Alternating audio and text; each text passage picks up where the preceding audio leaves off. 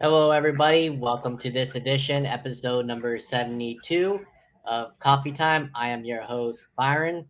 Alongside me via StreamYard, YouTube, live on YouTube right now as we speak, and available next day on all podcasting apps through Anchor, Google, Spotify, you name it, all of them, is former Buffalo Bill and fellow podcaster, John Fina. Am I pronouncing that right? I hope I am. You got it. Close enough, even if you're wrong. So let's begin with the most obvious. I want to start off with this. We just had the playoffs, wild card super weekend. You blew out the New England Patriots. I gotta ask you, since you blew them out, does this mean the end of an era for the one over there in New England? I don't want to say it, but you know where I'm going at, and the rise of Bill Mafia. Well, I think you can never count Bill Belichick out. He'll reload, he'll retool, he'll revamp, and they'll always be a threat. They've got another thing they have is great history, and it's Mm, recent history. So those are things you can always utilize to build on. So I would say, it might be a pause in their quality, but you have to give them great credit. Losing Hall of Fame greatest quarterback of all time, and then having one down year, and kind of with this new playoff structure, the seventh team gets in. They yeah, still made it, which is pretty impressive. They weren't the seventh, I believe. I think they were the sixth. But regardless, that's already still a pretty great achievement. I think people would have expected them to be down a little bit longer, but Bill is just such a great coach, and he's surrounded himself with great players who have incredible buy-in, and we just have to enjoy it while we can. How's that? what do you think made that game so dominating on both ends? Was it New England just wasn't prepared, or you guys were just better? What do you think happened in that game? Oh, I never like to accuse any team of being unprepared. They're all professionals. I think sometimes some teams have better preparation for the game that's ahead. There's a lot of luck involved in football, good Mm, and bad luck. So the Bills just took advantage of getting guys in the right places, and they really played, I think, pretty mistake free football. We've seen a lot of breakdowns, individual breakdowns over the season, and questions about tight ends blocking, running backs blocking, offensive line blocking, issues with stopping the run on defense. But whatever it was, it seemed as if all 11 guys on the field for every play were doing it right, doing their assignment. It's not easy, right. and when it clicks like that, it tends to snowball. Now, you guys haven't had a franchise quarterback since obviously Jim Kelly. It's been a who's who of quarterbacks throughout the years. I mean, you can name it, and a lot of head coaching changes. You haven't had a straightforward coach since you played when you guys won those titles early in the 90s. So I got to ask you, do you guys think you found your franchise quarterback in Josh Allen? Oh, for sure. I mean, notwithstanding the contract that he earned, he is the kind of guy. What really impressed me was in his first offseason or two, he went back and found a quarterback coach and wanted to really work on a lot of technique, work on a lot of mechanics for his throwing motion. And at the same time, getting the type of coaching on how to read film, how to read defenses. He's really, really honed his craft and incorporated in that. And it's, as long as he stays healthy and continues his leadership development, I think we have our guy for a good long time. Now, what about Sean McDermott? He came out of nowhere as a coach. I didn't expect him to come up when you guys first hired him. I know he was a former player in his own right, but did you think he'd be this good as a coach? Well, you never know, right? Especially after the carousel of coaching that the Bills have experienced in Right, recent memory. right. But you can't not hire a new guy, right? So I think the Pagulas really took their time, and Brandon Bean, they made what they thought was the right type of development personality. A guy who doesn't just think about this one player. They're thinking about the player that fits that the type of personality that this team has, which frankly, I mean, it's all over social media. These guys seem to really get along. They buy in, and it's rough sledding. I think they all signed on, a couple of years ago, even three, thinking that this isn't a complete team. That I'm going to be part of building something that's great and long lasting. And I think McDermott, in the eyes of Brandon Bean and the Pagulas, displayed that sort of longer plan Mhm. that we're enjoying today as fans in Bills Mafia. Now, before we get into your matchup this coming week against the Chiefs, what about Wesley Frazier, your defensive coordinator?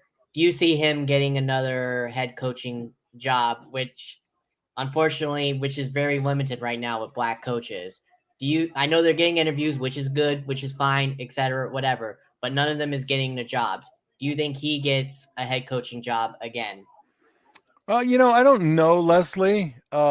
He was a head coach for the Vikings, I think it was. Yes. And, the thing you have to understand is whether you're a player or a coach, eventually you get fired. I mean, everybody gets fired in this business, and your time comes. You're living on limited time and limited luck, really. I like him. I love what he's done with the defense.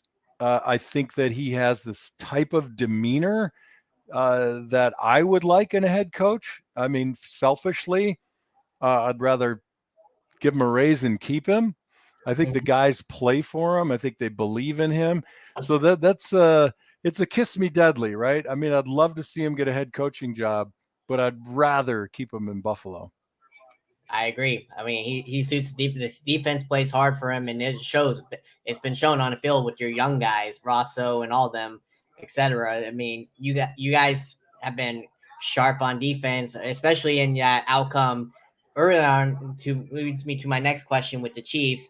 You dominated them at Arrowhead, their home turf this year. Now, do you expect a better matchup this coming week, or do you see like maybe another blowout happening? Because their Hmm. defense, the Chiefs' defense, even though they've been better, they've proven they're still not as good as what they were a couple of years ago. I have to say, I mean, anybody who's going into the Kansas City game thinking it's going to be a blowout in the Bills' favor is, probably had a couple of drinks already. They're a good football team. They have a lot of pride. They have great recent history too, and you can overcome a lot of things playing with pride, and they will. They will play with great pride.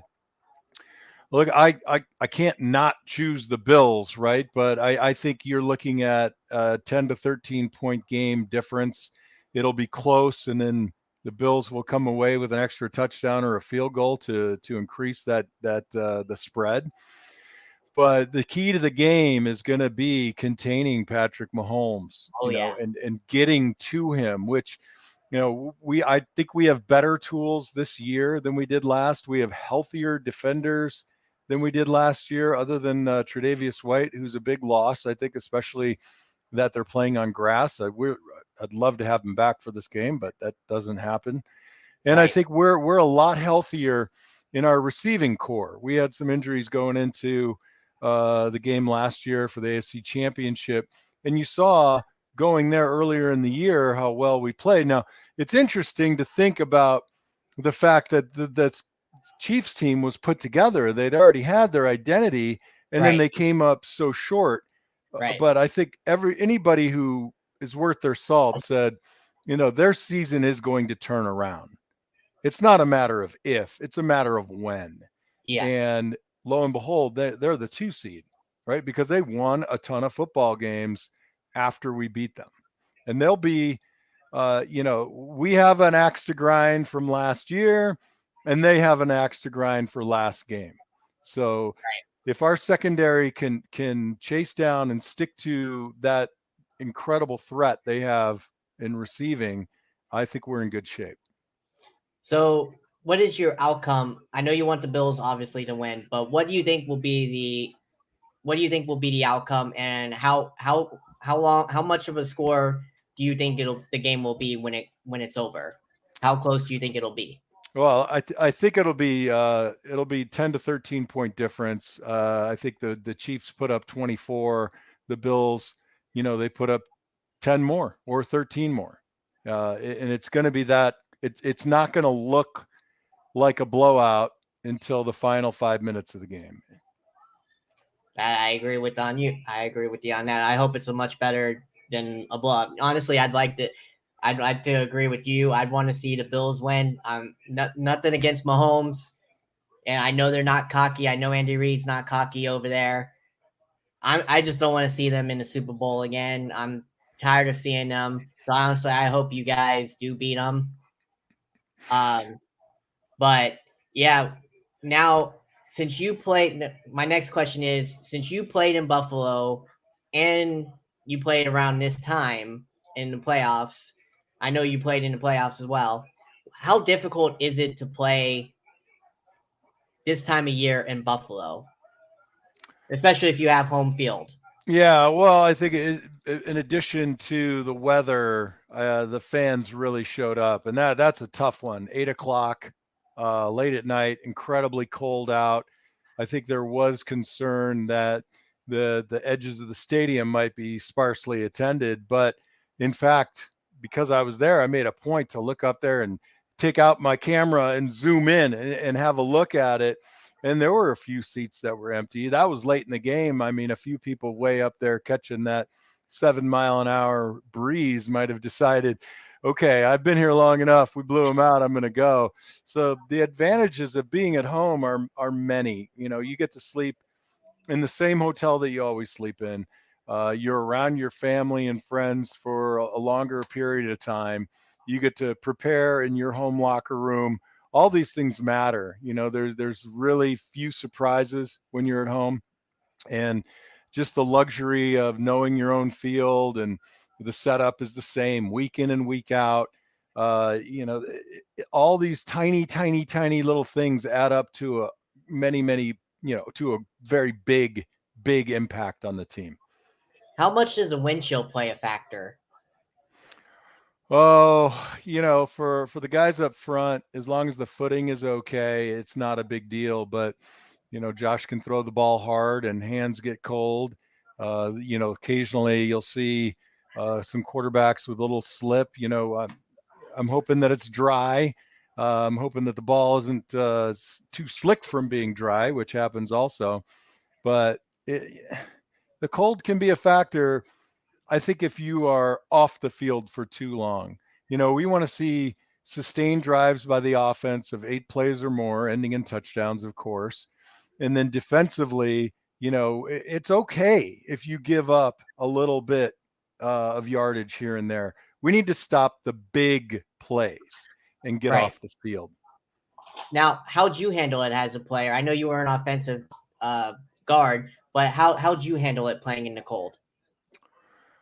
Oh, you just you hate it up until the kickoff, and then you don't think about it at all.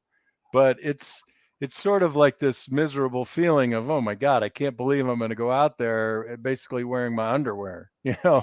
I only wore sleeves for a couple of games because it was so cold, and once the game gets going, you forget about it. I think that receivers and quarterbacks have a little different feeling because, the concern about gripping the ball, releasing the ball, and then of course, catching can be a different deal. Now, as soon as your head starts clacking in that weather, I mean, the helmets aren't pliable. Everything inside is frozen. So, if we're lucky, maybe that Kansas City game is in the mid 30s or the 40s. I haven't Right. looked at the weather report. Right. Now, as I said, you obviously played with Jim Kelly. What was he like in the locker room as a leader? Jim was really top to bottom the guy that you want. If you want to emulate a guy, you want to go back in time and watch the way Jim operated around the locker room. You never got the feeling that he was below you or that you were below him. You always felt like he was rooting for you.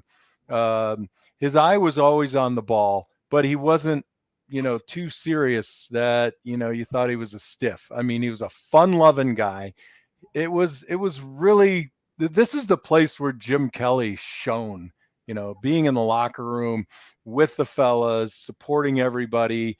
And he always said the right thing at the right time. I mean, a terrific leader from the field to the locker room to the community. I've always been a big fan and continue to be. Do you think Josh Allen will break his records one day? I don't know. I don't really track records. I got to be honest with you. I mean, I couldn't tell you who holds what. The one record that I would like him to beat is to get that ring that says world champions on it, not AFC champions. So if he breaks that one and none others, I'm okay with that. I think he's probably already rushed for about a thousand more yards than Jim ever rushed for. So, Oh yeah, by far he's rushed him more. But I honestly though, I gotta say this though, I I really wouldn't want him running that much though for risk of injury. Like, don't you agree on that? Even though yeah he can run, like most of the quarterbacks in the league, but when I don't really want my quarterback to take that risk of getting hurt. Do you want to see that happening? Because there's that off chance he could get hurt. of course, but there's an off chance that you get hurt, taking a sack. Josh, it is my opinion that the Bills play better when Josh has either a scramble or a designed run within the first couple of drives of the game. I could be wrong. It just seems like it gets him juiced and in the groove faster. Um, and of course, there's a risk of injury, but you gotta you. I guess if I were to say to you, you run the risk of injury, but doing it this way, you have the best chance of winning the Super Bowl. But if you don't run, your chances diminish. Which one are you going to choose? Right. And if Josh doesn't want to run, maybe he has the opportunity to tell Brian Dable, "This is too much. This is not what I'm here for." But I can't imagine that happens. He's such a high level competitor. Now you were drafted in '92, round one, out of Arizona. Did you think you were going to go that high that low in the draft, or did you think you were going to go a little bit higher as an offensive lineman? Because I know they valued that kind of more when you played in the early '90s. They kind of valued offensive linemen more than they do now. Did you think you would possibly could have gone higher than what you did?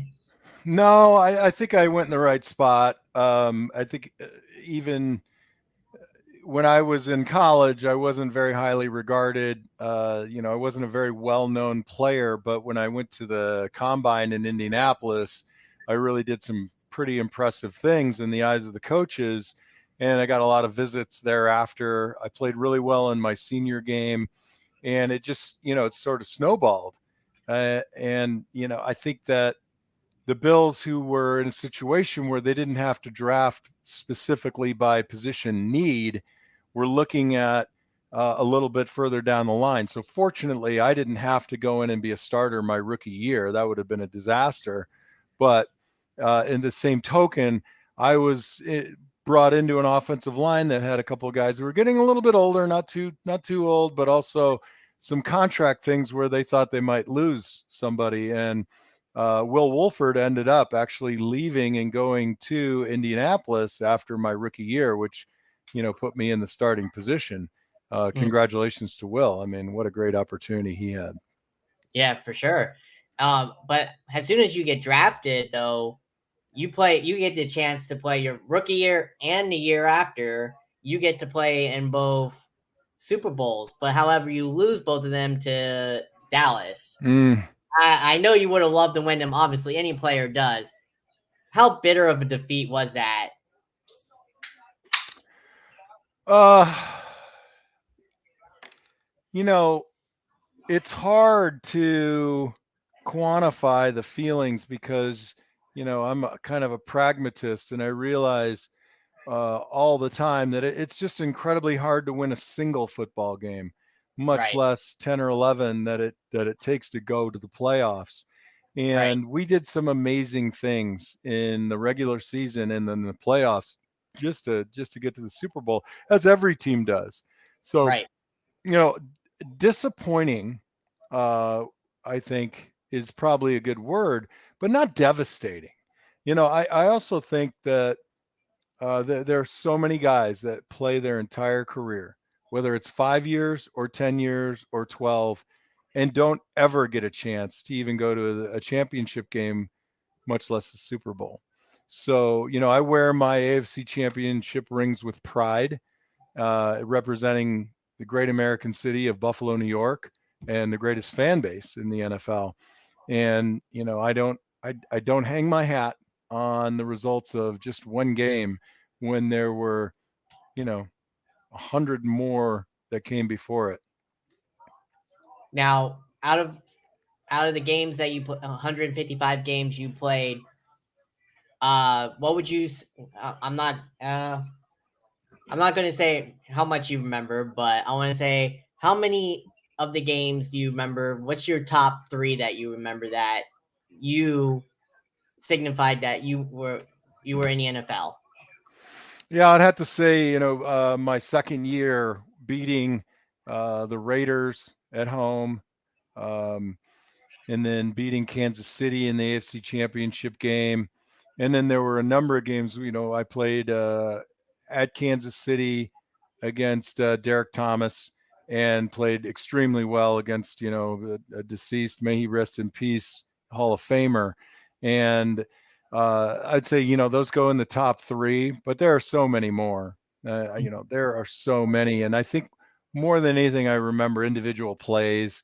Not the entirety of a game, because a game consists of so many ups and downs. Nobody plays a perfect game. You always want one play back at the minimum. Now, correct me if I'm wrong, which I probably am. Were you on were you on the Buffalo team when the miracle of Nashville happened? Yeah, I was there. Yep.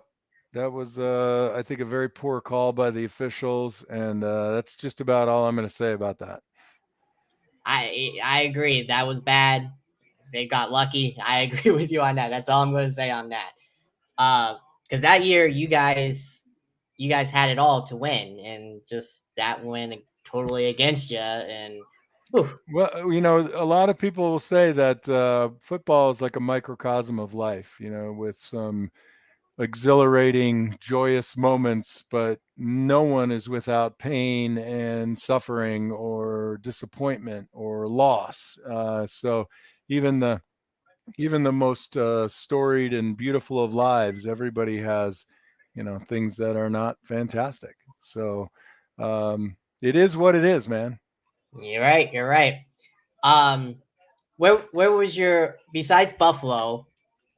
Since you played there the most, what stadiums did you like playing in? Because I know at the time you had football stadiums that were baseball stadiums, and I know playing on turf was rough for a lot of Yeah, players. those were all bad. I'll say that playing in Foxborough was not bad with respect to the actual field. Um, Tough fans, boy, they're tough fans. They're I believe that. mean, Yeah, I believe tough that. fans. The Jets wasn't too bad because outdoors, even though the AstroTurf was a little rough, it wasn't a baseball field. And then, God, I never think about it this way. I never liked Seattle Kingdom or the Indianapolis one. It looked like it was an inflatable. Never a big fan of those. Miami was good when the weather was okay. When it was wet, that was a rough place to play, So just for slipping. out of your division rivals when you played, who was your bitter rivals? Was it New England, New York, or Miami? Yeah, I noticed you didn't mention Indianapolis. They weren't good. So neither Indianapolis nor New England was very good until, I was on my way out. of Right. Buffalo. So our biggest and most hated rival, most despised team is the Miami Dolphins. Those were the big games. You got up each week to squish the fish, but obviously that's turned on its head. The Bills took a dive, and the Patriots ascended, and I think Miami just kind of sat around in the middle, and then they realigned the league. The Colts go out, and the Jets have just been suffering for a very long time. Very long time. Very long time. I know, because you guys dominated them. Like, they were nothing when you faced them. Miami, they were yeah, that I would have to say that was your bitter rival, because you had Dan Marino and you had them guys. I would have to honestly say that. So New England at the time, though, I was Belichick coach then, or who else? Who was I think he was arriving as I was leaving, but Tom Brady had not yet arrived. I think they had Drew Bledsoe, and then I left quarterback? Buffalo, and then Drew Bledsoe ended up in Buffalo. Yeah, I know how crazy that is, right? You Mm-hmm. watch I, the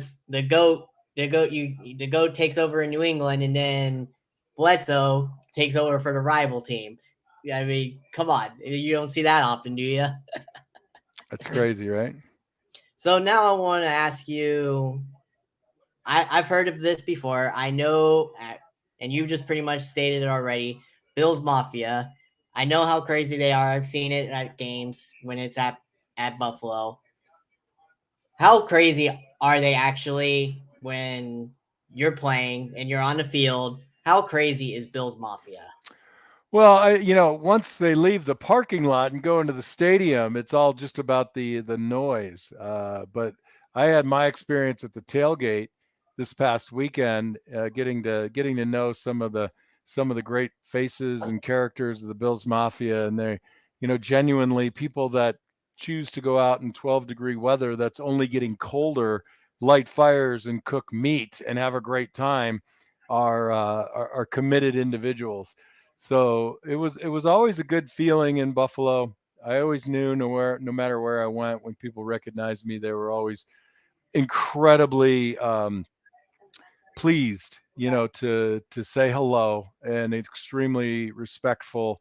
And it was nice because we're virtually celebrities in a town like Buffalo, and people were very kind, very generous, very helpful, and they call it the Queen City, the city of good neighbors, and that was my experience for sure. Now, what's this? Hold on. Now, would you say out of I know Buffalo has a good fan base. Who else would you say would compete up against Bills Mafia?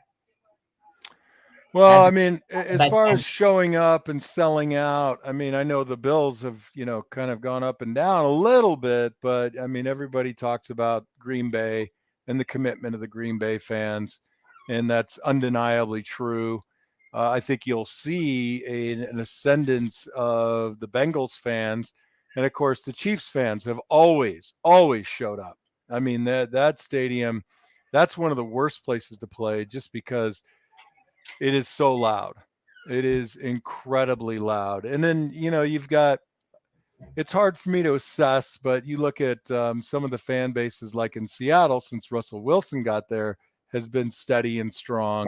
And I think Right. now, there are more options for fans to feel connected to players through social media. And I think the desire to go to a game and to support your team, even when the wins are few and the losses are many, is greater, because you have a feeling of ownership, of value, and a connection. So I mean, yeah, and the NFL is the best professional sport. It's the best product out there.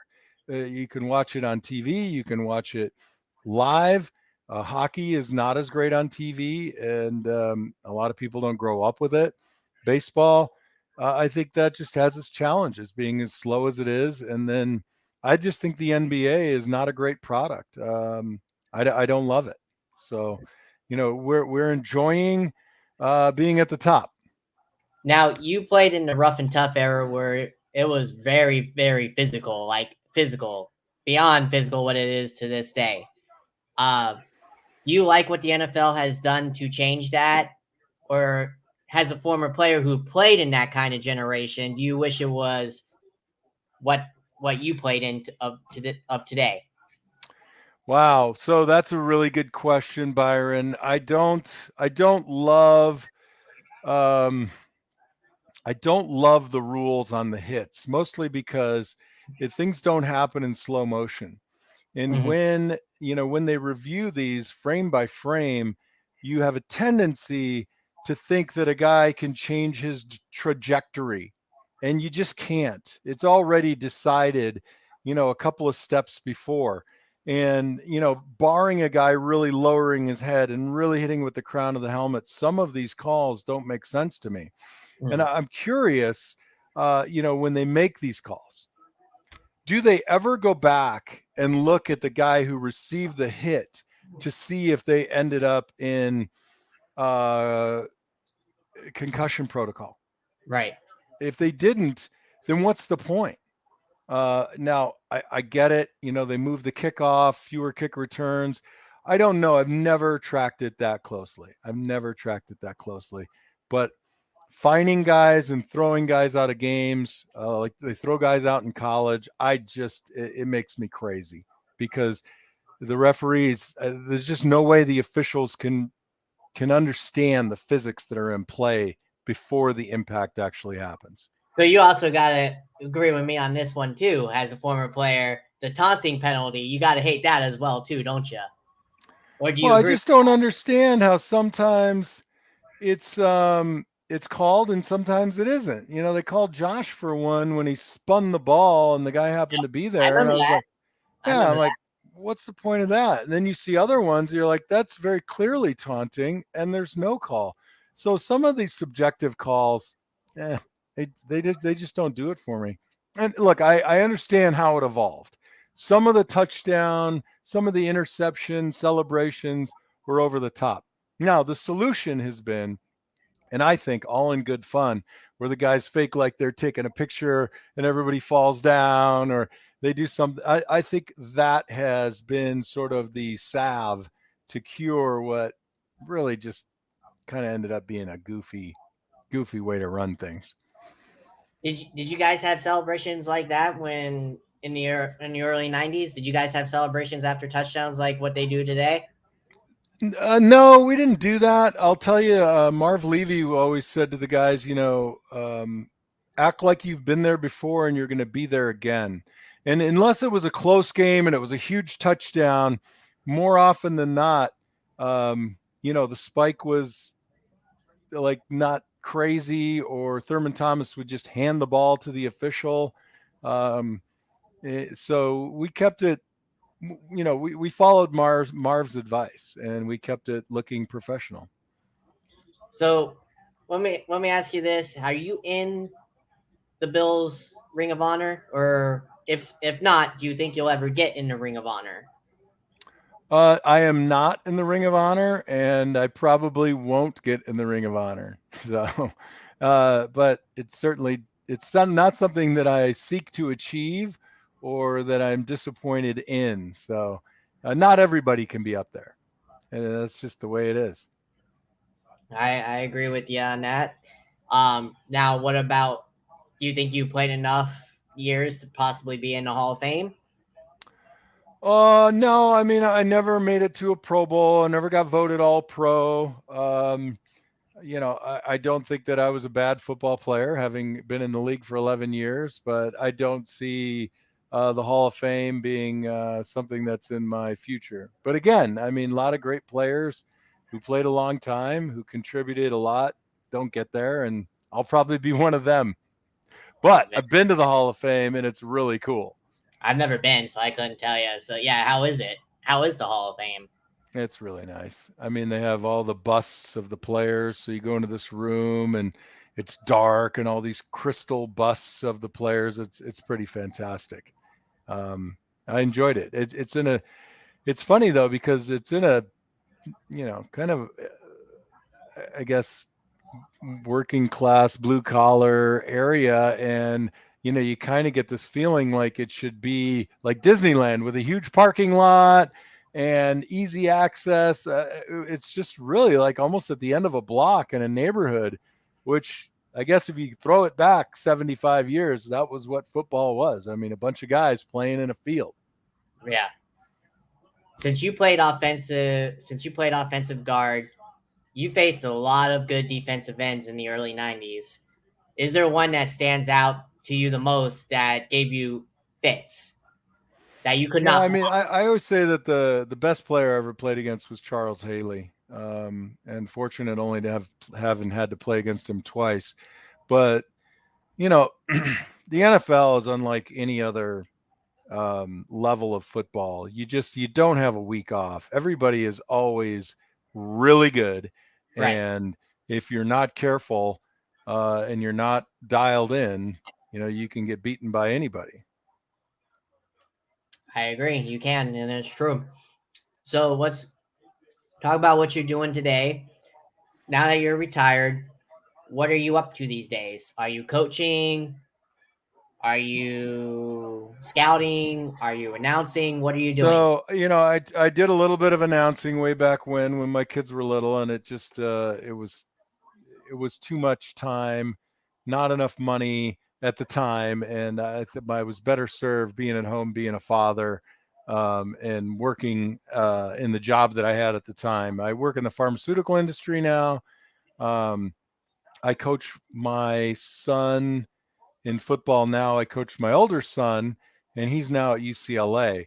But I have two daughters, two beautiful daughters. One plays ASU women's rugby, and the younger one, Stella, she's a senior in high school. She's in theater and dramatic arts, and she's wonderful. And my younger boy's a three-sport athlete as a freshman in high school, and my older boy plays at UCLA. He's a Bruin. Have they been? Do you know if they've been scouted yet? Well, I know your one you said was in high school still, but has your UCLA son been scouted by a pro team? Well, so he's only in his second year, so he's had very, very limited opportunities to play. But once he becomes a starter, you know the NFL doesn't miss anybody. Um, with the ability to scout players from your living room on YouTube or Twitter or some of these other platforms, you can really pick and choose. But beyond that, nobody gets past. They're able to see everybody, and they funnel it incredibly well. So once my son gets on the field, he'll be on some list somewhere with some team. Uh, and then, with luck and good timing, maybe more teams. So we'll see. I tell them all the time, from where you are right now to that point is a mile wide chasm of things that you have to do. So why don't you just start right here and go step number one, and don't go to step number I 99. know you'll be one proud daddy if he gets drafted. One proud daddy. Yeah, I mean, if he got drafted by the Buffalo Bills, I would die. That would be amazing. That would be, wouldn't it? Be Yep, something. you Following bet. father's footsteps. That'd be cool. So let's look at the matchups this coming weekend. You got the Bucks going up against the Rams. You got, of course, we already went through the Bills and the Chiefs, Right. but we got San Francisco and Green Bay, and we got the Bengals and the Titans. Out of those three matchups, who do you want to see out of those matchups go on to the conference championship? Well, I mean, in reality, I think the Titans beat the Bengals, barring some maybe injury or extremely poor play and some otherworldly play from Joe Burrow and the rest of the Bengals. I'd, I'd prefer the Bengals came to Buffalo and have the AFC Championship game at home. That's going to be a tall order. Mm-hmm. I think right now the spread is 9.5. So, oh, sorry, 3.5 is the spread.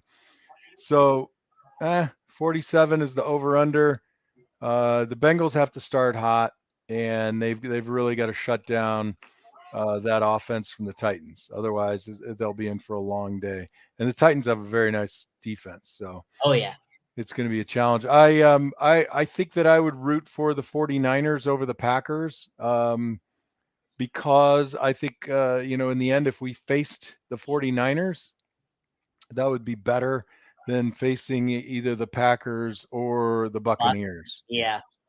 So that's a tough game. I mean, that's basically last week's Buffalo game in Green Bay, right? The temperatures are going to be very low. Very low. Yeah. I'm guessing it's going to be in the, well, it says here 13 degrees. That's what they Yeah. expect. Yeah. So the 49ers will have to play flawless. I think they got to get more out of Jimmy Garoppolo to get that done. But the Packers are going to win. And then with the Rams at the Buccaneers, I think this plays well into a much better matchup than a lot of people would believe. They don't give the Rams a great shot, but I think that this field, these conditions, I think the game ends up being very close, and I think the Rams have a good shot. But Yeah, that's going to be a tough one for me because I want to see the Buck because I'm a Bucks fan. I want to see them win and go. It's going to be tough because Stafford, who just got his first playoff victory, and I don't know 300 something starts, I don't know something like that. yeah, it's That's wild, going to right? be tough. That's going to be tough against the GOAT, who it literally is the GOAT of this generation. That's all I'm going to say because there's been tons of goats. But other than that, that's going to be a tough one. I know they won. I know the Rams won in week. I think what was it, 3 or 4? That's gonna be a tough one for sure. I'm hoping it's close. But it could possibly be a blowout. It could. Well, it's all conjecture right now, Byron. Yeah, you're right. You're right. Exactly. Um, other than that, I gotta ask you about one who is out there. Now, there was talk about other teams getting him this year for the playoffs after he was cut by the Bucks. I think you know who I'm talking about. Now, I heard Birdie say there was rumors that the Bills were after him. How much do you think he would have hurt the Bills if the Bills would have picked him up? I don't know. I mean, I feel for Mr. Brown. He's I'm not going to say he was right or wrong in what he did because I don't know the circumstances, but I know that, you hopefully can contain your behavior, such to the point that it doesn't get there. And I don't know. I mean, he's had his challenges, and I don't think that, I just don't think with the way the Bills have developed that somebody with those types of challenges who's such kind of a lightning rod would be a welcome addition, because you just don't know. It's almost, I hate to use the expression, it's kind of like a powder keg, but you don't know if somebody like that will go off at any moment. And I wish him the best. I mean, he's amazing to watch. He's an incredible football player, but he's got to dial in, certain things for it to turn around for him. Now, I got to ask you, it's also tough. I know for you as a former player, it's got to be tough to talk about this as well. Uh, how well do you think the NFL has handled its CTE cases? Oh gosh. I don't follow it that closely. I think that the problem was that they felt, if they had information, they should have just shared it. But they didn't get good advice. So I think now they're doing the right thing. And as I look at it, the guys that I played with, if you had asked them to sign a stack of waivers, knowing that this is not a good thing to mash your head up against something, then, I think everybody would have signed it. So what happened with that entire thing, the trickle down and the safety measures that are going on in youth football and high school football and college football is the true benefit of all of these issues with traumatic brain injury, in addition to the way they attend to dehydration and things of that nature after Corey Stringer passed away.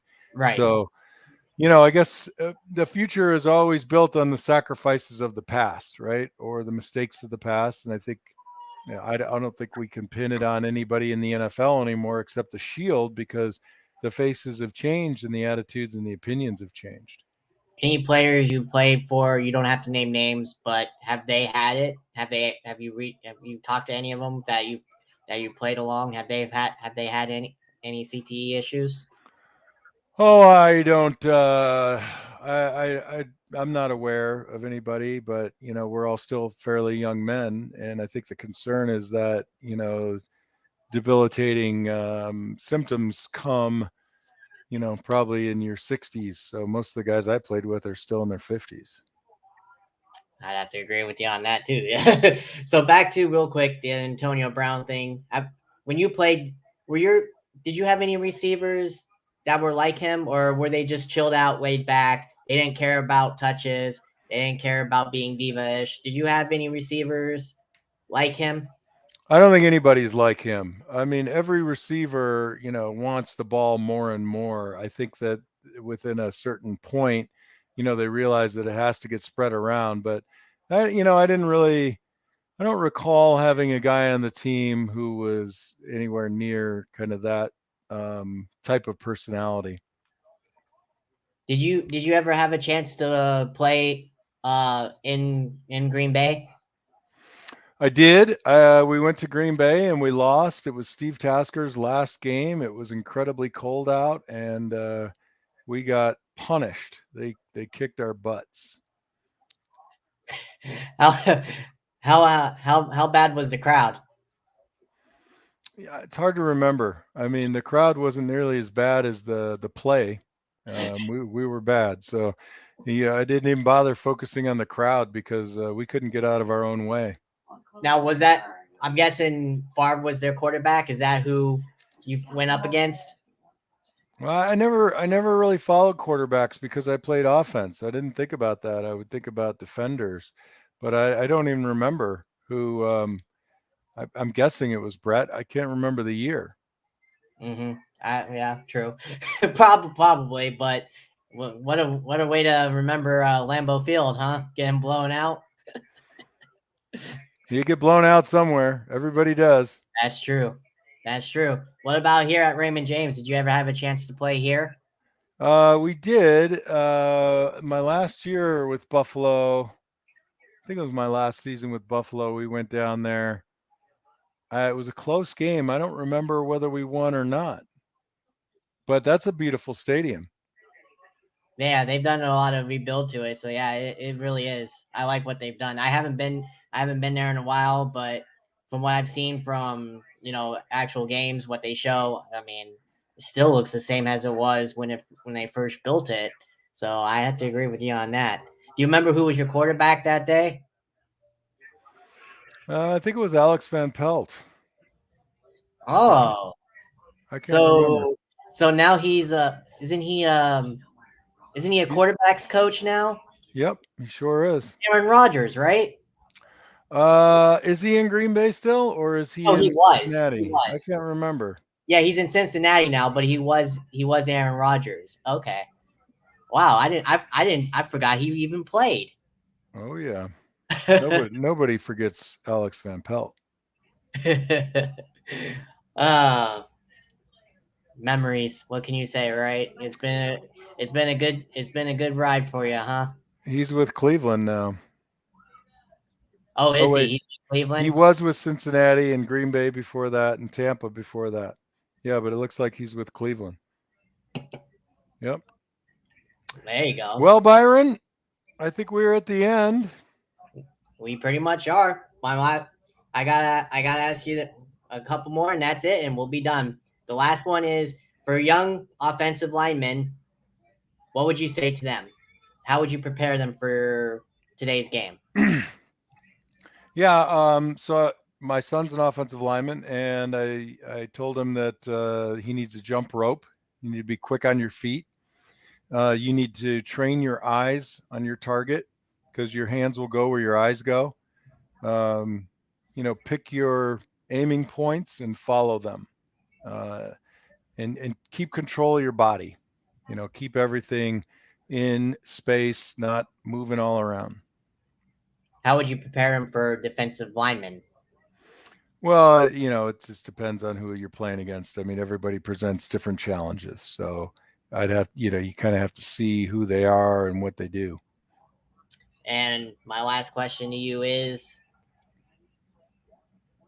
be honest now. I know you want to see the Bills go to the Super Bowl.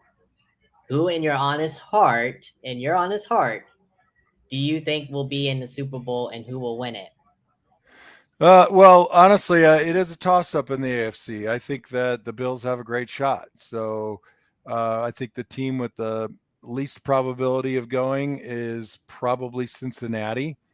So I'll take my Bills all the time. I think in the NFC, the least chance is likely the Rams. Um, but I am going to go for the upset and say that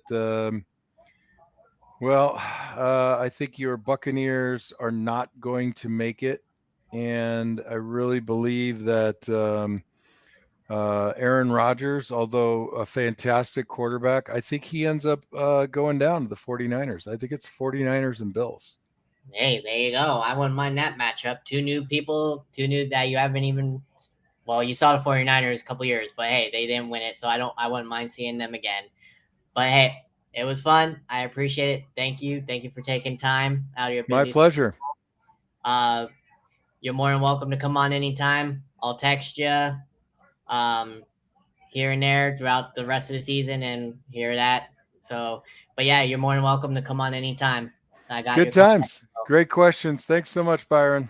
Yep, without doubt, you were great. All Thank you. right. You have a good night and stay safe. All right. All right. Go Bills. Yep. Go Bills. Bye.